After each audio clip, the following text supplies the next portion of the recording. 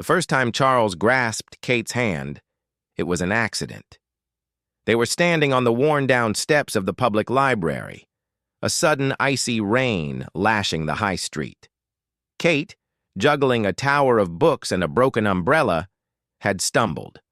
Charles, who had been waiting under the awning for the downpour to ease, shot out a hand to steady her. His fingers closed around hers, firm and automatic. For a split second, they stood frozen, the rain plastering Charles's dark hair to his forehead, Kate's cheeks flushed with cold and embarrassment. "Sorry," he mumbled, letting go immediately. "It's okay," she breathed, clutching her books tighter. "My own fault. Too many books and too much optimism." He smiled then, a shy, crooked thing. No such thing as too many books. That was the beginning. A chance collision on a rainy Tuesday that led to coffee in the library's small cafe, conversations that stretched from classic literature to the merits of different types of tea, and a friendship that bloomed with the tentative hope of spring. Over the next few months, Charles, a quiet architect who saw the world in lines and angles, found himself captivated by Kate's vibrant chaos. She was a primary school teacher, a whirlwind of paint-stained dresses, stories about her students, and a laugh that could fill a silent room with light. He would listen, utterly fascinated as she described her day, her hands flying through the air, painting pictures with words. And in his ordered world, she was a beautiful, unpredictable splash of color. And Kate, who had always been drawn to steady, kind souls after a string of tumultuous relationships, found a deep, calming peace in Charles's presence. He was a harbor. He remembered the little things, that she preferred chamomile to peppermint tea, that she was scared of thunderstorms, that her favorite flower was the unassuming lily of the valley. He'd leave sketches of funny little buildings on napkins for her, on incorporating tiny details from her stories, a swing in the shape of a book, a window that looked like a smiling face. Their love, when it finally arrived, was not a thunderclap, but a sunrise. Slow, inevitable, and beautiful. It was in the way his hand would find the small of her back in a crowd. It was in the way she'd automatically reach for his hand when they crossed a street. Their hands became a language of their own. A gentle squeeze meant, "I'm here." Interlaced fingers meant, "I'm not going anywhere." A quick, reassuring pat on a stressful day said, "You've got this." They moved in together a year later into a small flat with a creaky floorboard and a window box where Kate tried, and mostly failed, to grow herbs. Charles built her a bookshelf that stretched from floor to ceiling, a perfect geometric home for her chaotic collection. He'd often find her sitting on the floor in front of it, not simply running her fingers over the spines, a contented smile on her face. He'd sit down beside her, and without a word, she'd take his hand and place it on her heart, just for a moment, a silent thank you for understanding her so completely. The proposal was typically them, no grand public gesture. They were on their favorite weekend walk through the woods, the air thick with the scent of damp earth and pine. They stopped at their spot, a fallen log overlooking a small, mossy stream. The sun was dappling through the leaves, painting shifting patterns on the forest floor. Charles, his heart hammering against his ribs, reached for her hand. He held it for a long moment, his thumb tracing circles on her palm. Then he simply sank to one knee in the damp moss, still holding her hand, and looked up at her with eyes full of quiet devotion. He didn't need to say a word. Kate's eyes filled with tears, and she nodded, pulling him up and into an embrace. Their hands, he clasped between them, were the only witnesses. The years that followed were a tapestry woven with the simple, profound threads of their shared life. There were sunny Saturday mornings spent in companionable silence, him with his blueprints, her with a stack of marking. There were quiet evenings on the sofa, her head on his shoulder, his hand loosely holding hers, a film playing unwatched on the television. There were the inevitable disagreements, of course, over whose turn it was to do the dishes, over the best way to hang a picture.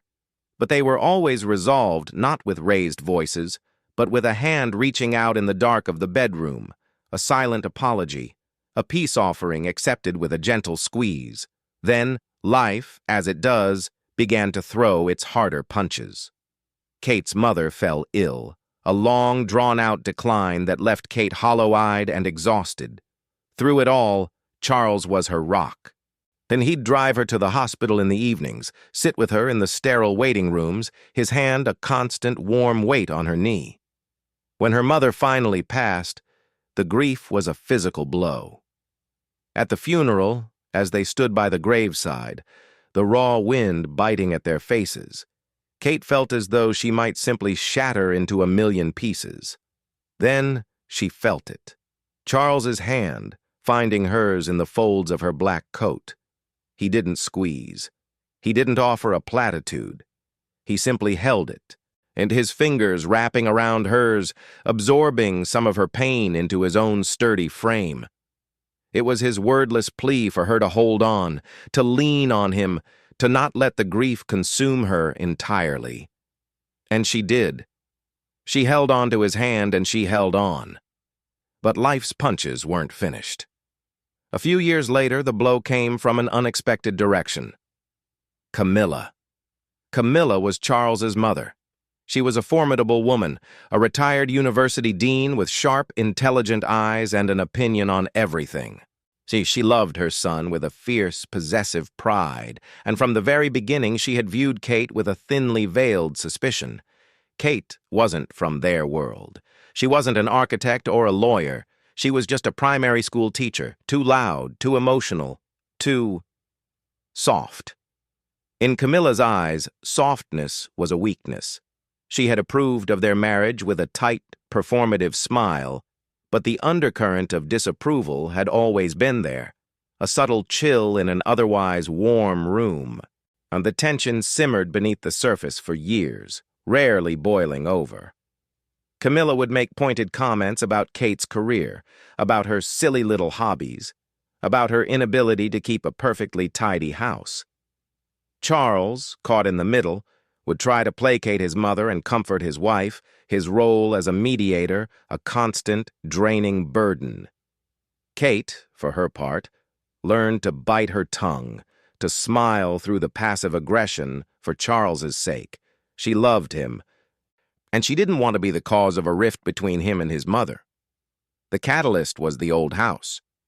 Camilla had decided it was time to downsize, to move from the large, imposing family home into a modern, low-maintenance apartment. She asked Charles to help her sort through a lifetime of belongings, to help decide what to keep, what to sell, what to throw away. It was a monumental, emotionally charged task. Kate, wanting to be supportive and perhaps finally bridge the gap, offered to help. It was a Saturday afternoon. The three of them were in the dusty, cavernous attic of Camilla's house. Sunlight, thick with swirling dust motes, slanted through a small circular window. The air smelled of mothballs and old paper. Camilla was directing operations with the efficiency of a general, pointing out boxes of books, trunks of old clothes, stacks of yellowed letters. Kate was carefully wrapping some antique china in newspaper, her movements gentle and respectful. When Charles was across the attic, carefully dismantling an old crib, a pensive look on his face. It was the crib he and his sister had slept in as babies. The weight of memory was heavy in the stale air. "Charles, be careful with that." Camilla's voice cut through the quiet. "That wood is antique. Your grandfather made it." "I'm being careful, Mum," he said, his voice patient. Kate looked over and smiled at him, a silent message of support. He gave her a small, tired smile back. Then, Camilla opened a small, leather-bound trunk. She pulled out a photograph, its edges soft with age. She stared at it for a long moment, a wave of profound sadness washing over her face. It was a picture of her husband, Charles's father, who had died suddenly 10 years ago. He was young in the picture, laughing, holding a fish on a sunny riverbank. The grief, though a decade old, was as fresh as the day it happened. Her hands trembled slightly. She looked lost, adrift in a sea of memory. But Charles saw the change in her immediately. The guarded, critical woman was gone, replaced by a vulnerable, grieving widow. He set down the piece of wood he was holding and walked over to her. Without a word, he did what came naturally. He reached out and grasped her hand. It was the same gesture he had used with Kate 1,000 times. A wordless plea. "I'm here.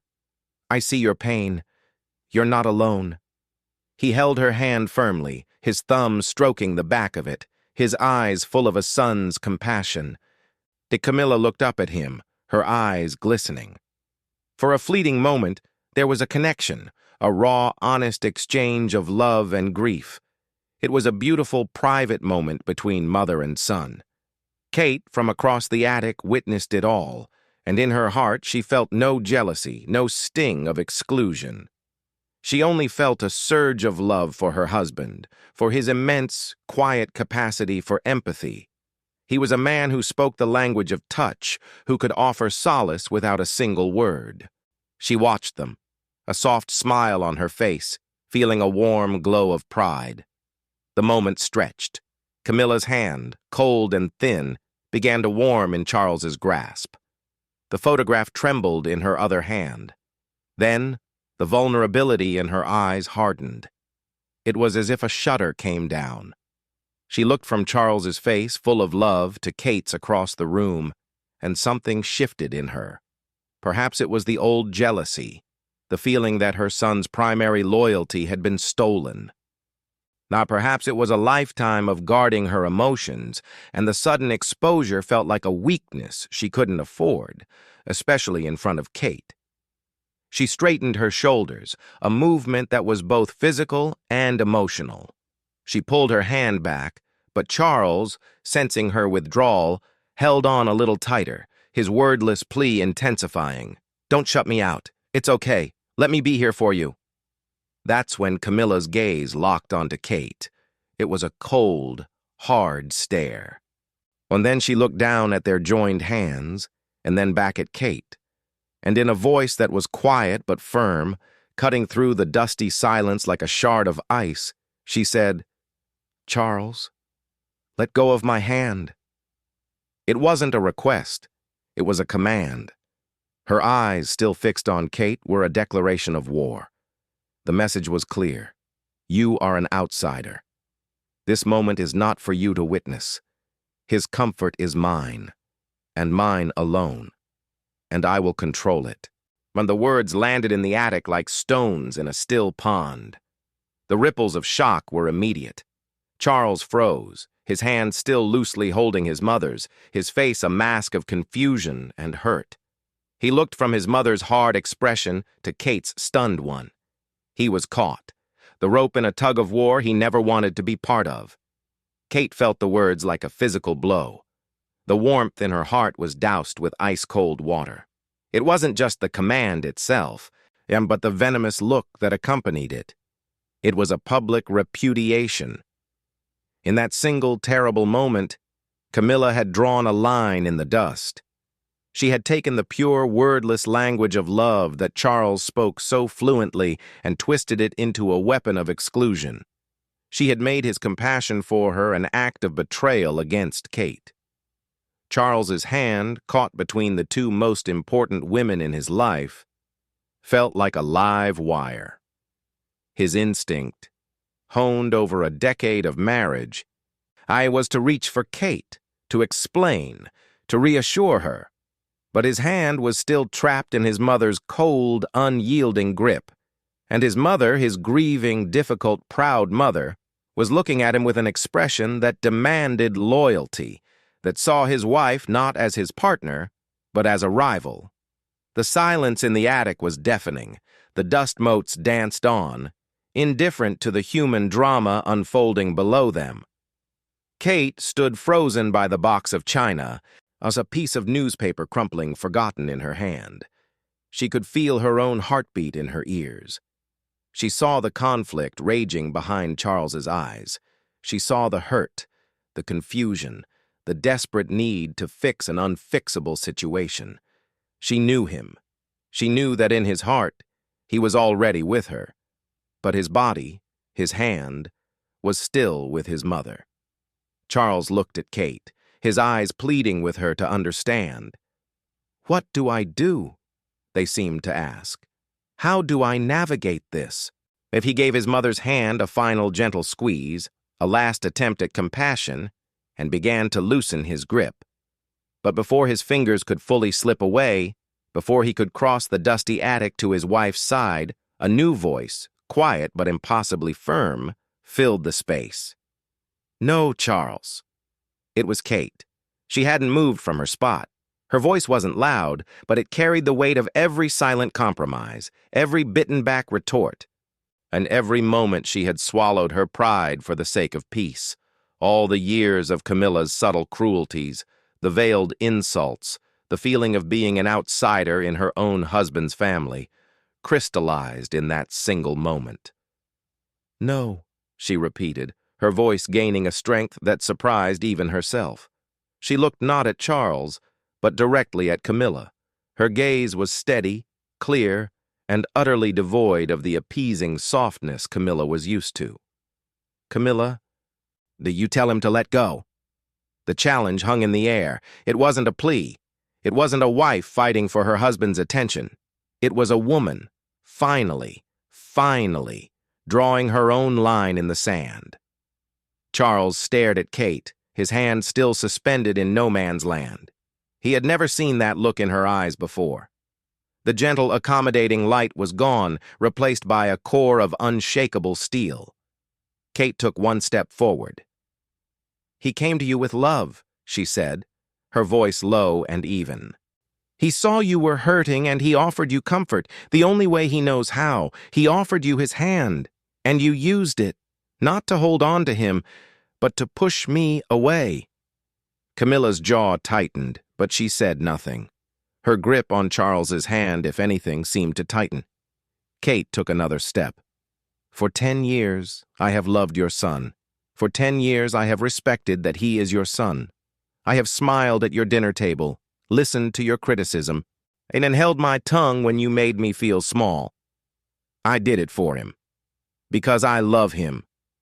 Her voice cracked slightly, but she pressed on. "But this is different. This isn't about dinner table etiquette or differing opinions. This is about basic human decency. He came to you with an open heart, and you slammed a door in his face, and you used me as the excuse." The truth of Kate's words landed with brutal force. Charles's face crumpled. He looked at his mother, and seeing for the first time not just her grief, but the manipulative edge she had used to weaponize it. Camilla finally spoke, her voice brittle. "This is a private moment between a mother and her son." "No," Kate countered, her voice ringing with a quiet authority. "It was a private moment. You made it public when you used it to draw a line and put me on the other side of it. You made me a part of it. So now, I have a part in it." She took a deep, steadying breath. And her next words were for Charles, though her eyes remained locked on Camilla. "Charles, you have the kindest heart of anyone I've ever known. You speak a language most people have forgotten, but you cannot make someone accept your love if they refuse to receive it. You can't force someone to hold on." Finally, she looked at her husband. The steel in her gaze softened, filled with a profound, aching love. "It's okay," she said softly, echoing the words he had so often said to her. "Sabit, it's okay to let go." The command came from his wife, but it wasn't a command at all. It was permission. It was absolution. It was the key to a cage he hadn't even realized he was locked in. He looked down at his mother's hand, still clasped in his. He saw it for what it was, not a bridge, but a chain. He thought of all the times he had tried to please her, to make her see Kate's worth, to be the perfect son. And he thought of all the times Kate had silently supported him, loving him without conditions, holding his hand not to possess him, but to walk beside him. He looked back at Kate. Her eyes were glistening, but she stood tall, unwavering. She wasn't asking him to choose. She was asking him to be free. Very slowly, deliberately, Charles loosened his fingers. One by one, they slipped away from his mother's grasp. Camilla's hand hung in the air for a moment, alone, before she slowly lowered it to her side. Her face was a mask, unreadable. See, Charles didn't rush to Kate. He simply turned and walked towards her, his steps sure and steady on the creaking attic floor. When he reached her, he didn't take her hand. Instead, he opened his arms. She stepped into them without hesitation, and he held her, his face buried in her hair. It wasn't a wordless plea. It was a wordless promise. A promise of a new beginning, built not on the shifting sands of obligation, but on the solid ground of chosen, unconditional love. Behind them, Camilla stood alone in the dusty light, the old photograph still clutched in her hand, the silence of the attic, her only companion.